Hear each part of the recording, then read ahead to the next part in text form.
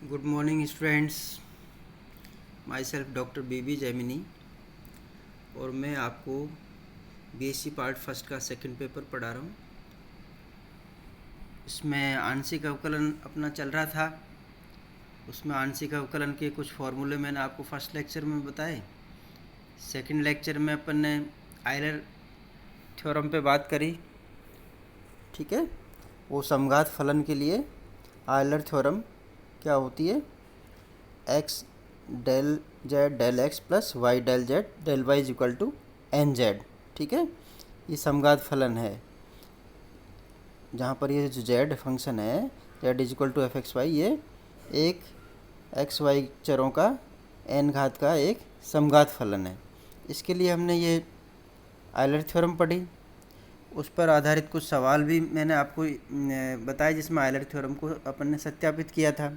ठीक है बेटा, तो ये आयलर थ्योरम पे जो भी सवाल थे वो आपने भी करी होगी कोशिश करने की। इसके बाद नेक्स्ट जो लिया था अपन ने लेक्चर, वो संयुक्त फलन और अस्पष्ट फलन पर था कि संयुक्त फलन और अस्पष्ट फलनों के अवकलन किस तरीके से करते हैं, पार्शियल डेरिवेटिव्स किस तरीके से निकाले जाते हैं इन फंक्शंस के। ठीक है बच्चों, उसको मैंने एग्जाम्पल दे करके आपको निकाल करके बताए भी थे कुछ सवाल। आपने भी कुछ कोशिश करी होगी एक्सरसाइज करने की। कुछ जो टिपिकल क्वेश्चंस हैं वो हम आज के लेक्चर में लेंगे, जिससे आपको थोड़ा कॉन्फिडेंस भी आएगा और कुछ सवाल जो घुमा फिरा करके एग्ज़ाम में पूछे जाते हैं वो किस तरीके से आप करें, ये इससे थोड़ा सा पैटर्न आपको पता चलेगा। ठीक है बच्चों, तो आज का जो लेक्चर है वो मैंने क्वेश्चंस और उनके कुछ सॉल्यूशंस लिए हैं। इसमें अपन 3 क्वेश्चंस सॉल्व करके आपको बताएंगे जो थोड़ा सा डिफ़िकल्ट भी है, और इससे अलग अलग पैटर्न के क्वेश्चंस है, तो उससे बहुत सारे उन पे जो डिपेंडेंट क्वेश्चंस है इस तरीके के वो आप कर सकते हैं। ठीक है बच्चों, तो let us start today questions and solutions of partial differential equations. Right,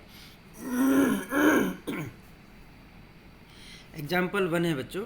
इसमें क्या है, फंक्शन दे रखा है आपको u is equal to F है X upon Y comma Y upon Z comma Z upon x.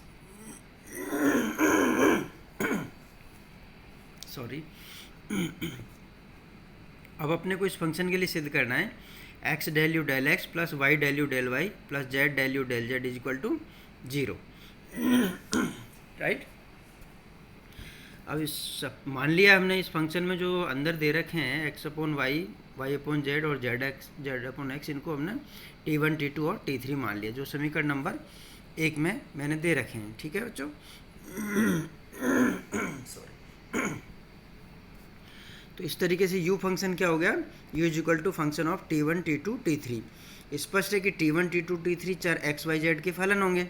ठीक है, तो u 3 चरों का संयुक्त फलन हो गया। ठीक है, 3 स्वतंत्र चर t1 t2 t3 का संयुक्त फलन है u। ठीक है, तो संयुक्त फलन के लिए मैंने आपको पिछले लेक्चर में फॉर्मूला दिया था कि किस तरीके से इनके डेरिवेटिव निकाले जाते हैं।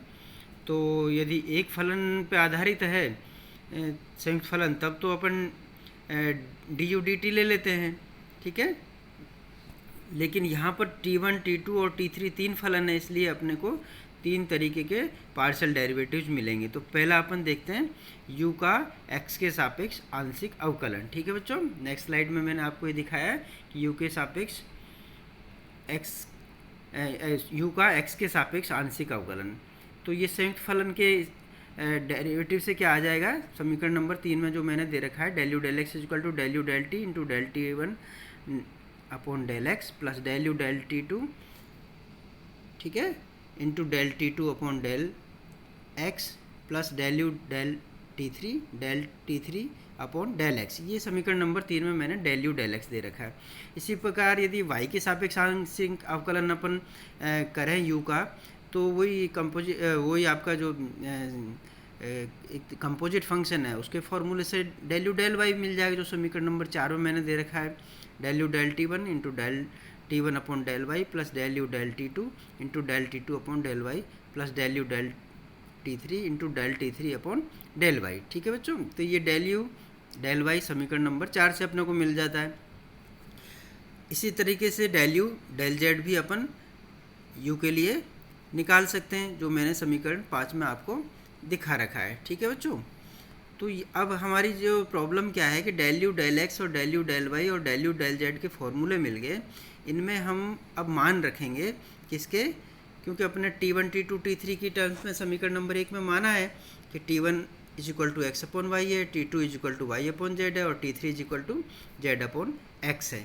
तो यहाँ से अपन del T1 del x, del T2 del x, del T3 del X सबसे पहले निकालेंगे।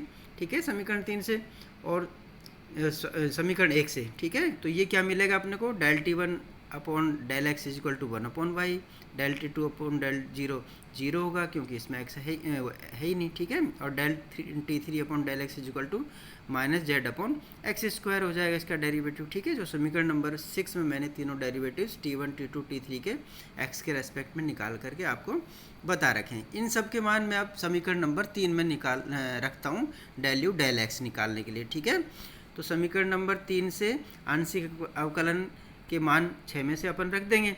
तो डेल यू डेल एक्स क्या मिला अपने को, जो मैंने आपको ये दिखा रखा है। ठीक है, इसको मैं एक्स से गुणा कर देता हूँ। तो x del you del x ultimately क्या मिला, x del you del x is equal to x upon y del you del T1 minus z upon x del you del T3। ठीक है, जो समीकरण नंबर 7 में दे रखा है। X D U D X मिल गया बच्चों अपने को। इसी तरीके से अब हम डेल यू डेल वाई भी निकालेंगे और डेल यू डेल जेड भी निकालेंगे।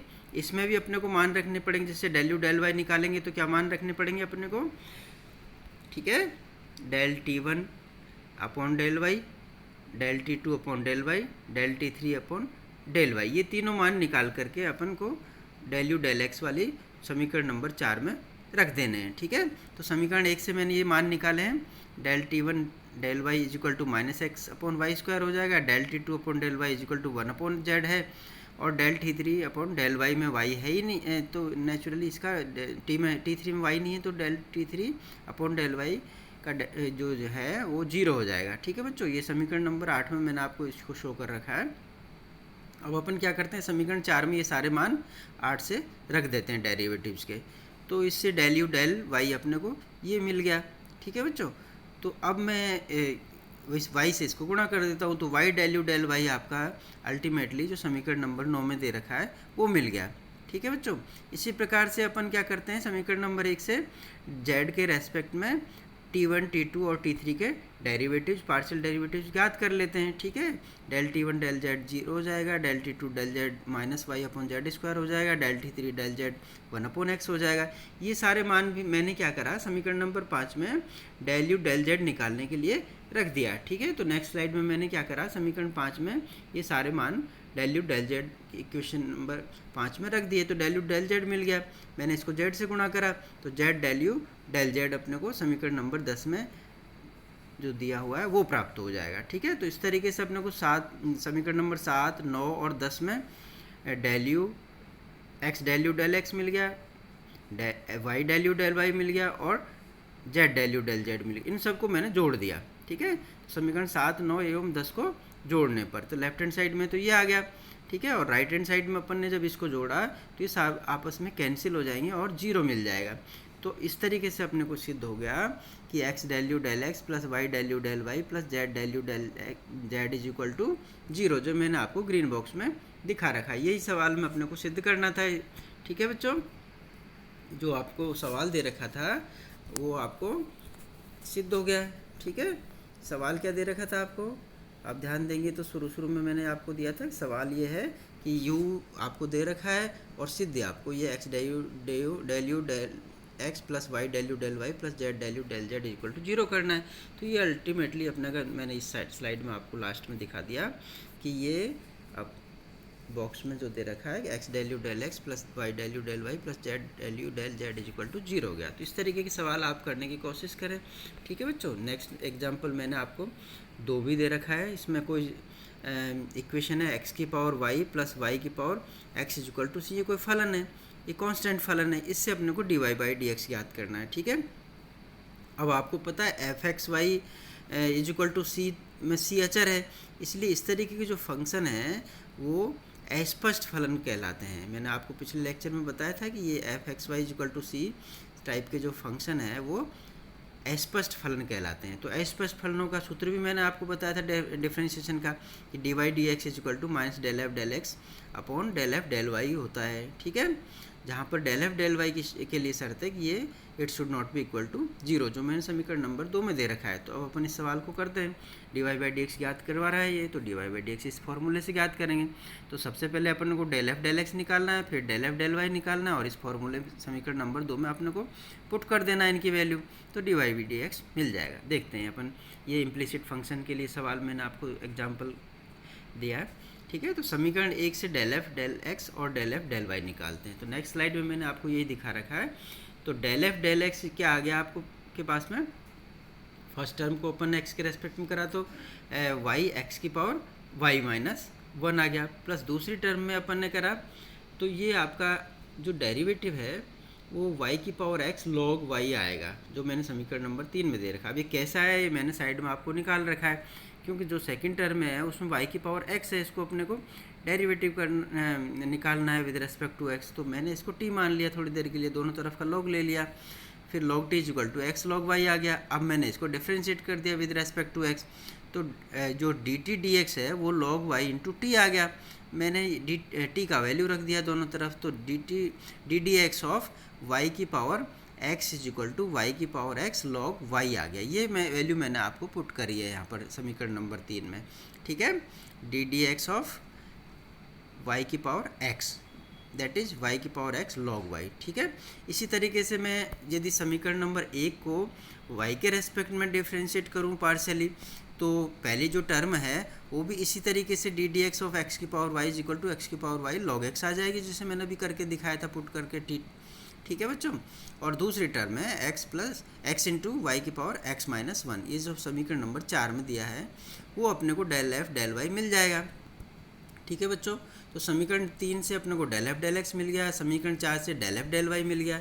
तो मैंने जो आपको समीकरण नंबर 2 में फॉर्मूला दे रखा है d Y by D x निकालने के लिए इम्प्लिसिट फंक्शंस के लिए, d Y by D x equal to minus del f del x upon del f del y. इसमें डेल एफ डेल एक्स की वैल्यू सॉरी और डेल एफ डेल वाई की value समीकरण नंबर 3 और 4 से मैंने रख दी, तो आपको d Y by D x ये जो बॉक्स ग्रीन बॉक्स में दे रखा है वो मिल जाएगा। ठीक है, ये d Y by D x का अभिष्ट मान है जो इस सवाल में ये ज्ञात करवाना चाहता है एग्जाम्पल 2 में। ठीक है बच्चों, राइट। नेक्स्ट स्लाइड में मैंने एग्जाम्पल नंबर 3 आपको पोलर फॉर्म के लिए आपको समझाने की कोशिश करी है कि इस तरीके के सवाल किस तरीके से होते हैं। तो इसमें क्या कर रखा है, x is equal to are cos theta होता है, आपको पता है पोलर और कार्टेशियन फॉर्म में रिलेशन। ठीक है, और Y is equal to are sine theta होता है। तो ये यदि दोनों चीज़ें अपनों को दे रखी है तो अपने को सिद्ध करना है।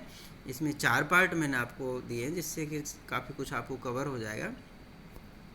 पहले पार्ट जो ए पार्ट है उसमें del are del x whole square plus del y का होल स्क्वायर इक्वल टू 1 सिद्ध करना है।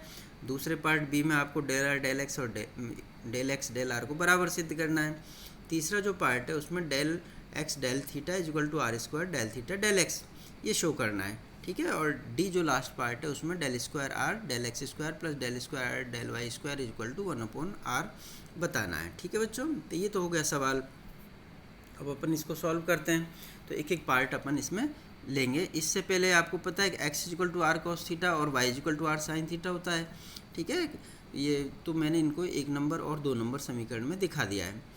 अब ये ध्यान है आपको, मैंने शुरू में आप जब पीडल इक्वेशंस पढ़ रहे थे अपन, तो कार्टेशियन फॉर्म और पोलर फॉर्म के जो कर्व है कोऑर्डिनेट सिस्टम है, उसमें मैंने आपको रिलेशन बताया। तो अपन R square is equal to x square plus Y square प्राप्त करते हैं। समीकरण नंबर 1 और 2 को यदि मैं वर्क करके जोड़ दूंगा तो R square is equal to x square plus Y square मिल जाएगा। और यदि मैं 2 नंबर में 1 नंबर का भाग लगा दूंगा तो टेन थीटा मिल जाएगा, that is equal to Y upon x. ये मैंने समीकरण नंबर 3 में दोनों मान आर स्क्वायर का और टेन थीटा का दिखा रखा है, जरूरत पड़ेगी अपन इससे ले लेंगे। ठीक है, तो समीकरण 1 और 2 से अपन देखते हैं कि डेल जो एक को अपन यदि आर के रेस्पेक्ट में पार्शियल डिफ्रेंशिएशन करेंगे तो ये del x del r is equal to cos theta हो जाएगा, जो समीकरण नंबर 4 में देखा। और यदि समीकरण नंबर 2 को मैं पार्शियल डिफरेंशिएशन करूँ विद रेस्पेक्ट टू आर, तो ये हो जाएगा del y del r is equal to sine theta.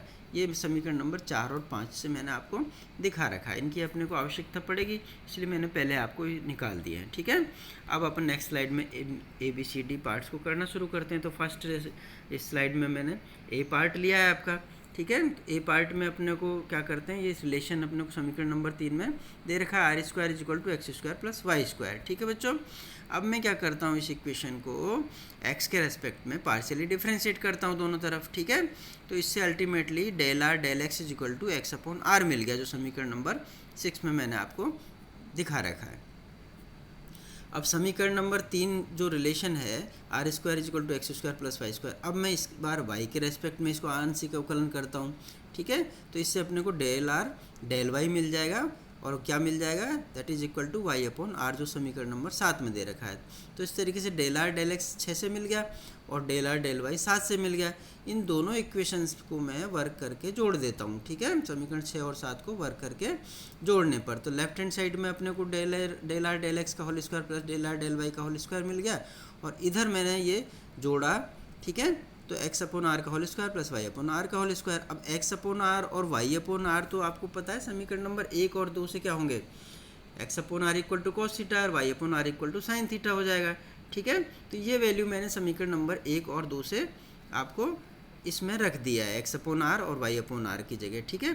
तो ये sine square theta plus cos square theta मिल गया, वो तो 1 होता है, ठीक है। तो अल्टीमेटली अपने को रिजल्ट मिला, ये मैंने बॉक्स में ग्रीन में ये रेड बॉक्स में दे रखा है आपको, डेल आर डेल एक्स का whole square plus del are del y का होल स्क्वायर इक्वल टू 1। तो इससे अपना ए पार्ट सिद्ध हो गया। इस ए पार्ट में यही सिद्ध करवा रहा है। अपन नेक्स्ट बी पार्ट लेते हैं। बी पार्ट में क्या कर रखे हैं अपन ने कि समीकरण नंबर 6 और 7 से स्पष्ट है, अपने कोई दे रख, अब ये मैंने आपको करके बताया कि डेल आर डेल एक्स की वैल्यू एक्स अपॉन आर होती है, ठीक है। अब मैं एक्स अपॉन आर की जगह वापस कॉस थीटा रख देता हूँ समीकरण नंबर 1 से, ठीक है। तो del are del x equal to cos theta, जो समीकरण नंबर 8 में दे रखा है मैंने, वो मिल गया।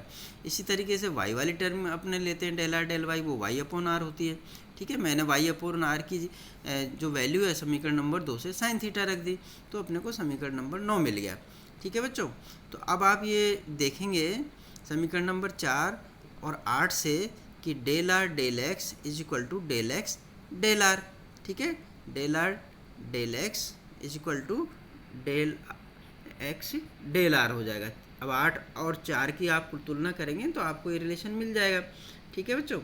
4 नंबर में आपको क्या दे रखा है कि del x del r cos theta होता है, और 8 नंबर में आपको क्या दे रखा है कि del are del x cos theta होता है, ठीक है।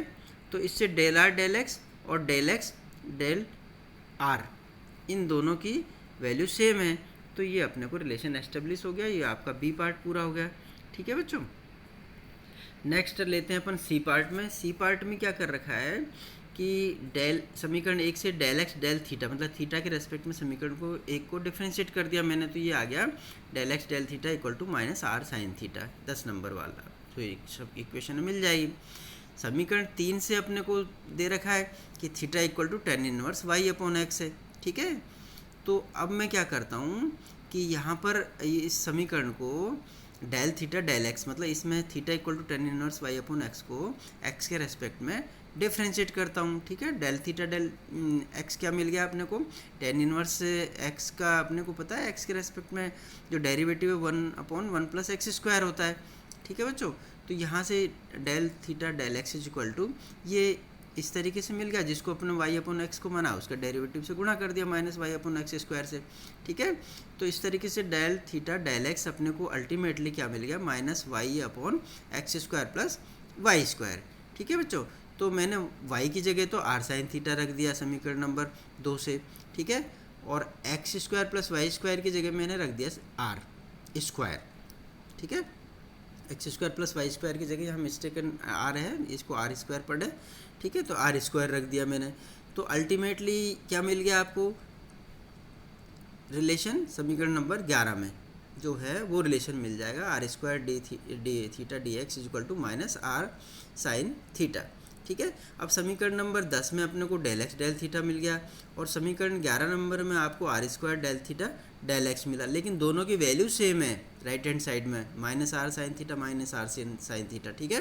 तो 10 और 11 को बराबर कर सकते हैं अपन लेफ्ट हैंड साइड को, तो del x upon del theta is equal to are square del theta del X मिल गया। ये जो बॉक्स में मैंने दे रखा है आपको, ठीक है, यही सी पार्ट में सिद्ध करवाया है, जो अपन ने सिद्ध करके बता दिया है। अब अपन नेक्स्ट इसका लास्ट पार्ट है जो डी पार्ट है, ठीक है। इसमें समीकरण 8 से हमें पता चलता है कि del are del x equal to cos theta होता है।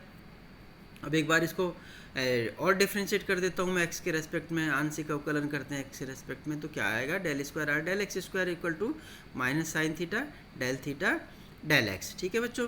अब मैंने डेल थीटा डेल एक्स का समीकरण नंबर 11 से मान रख दिया, del theta del x is equal to minus sine theta upon r होता है, ठीक है, ये वैल्यू पुट कर दी।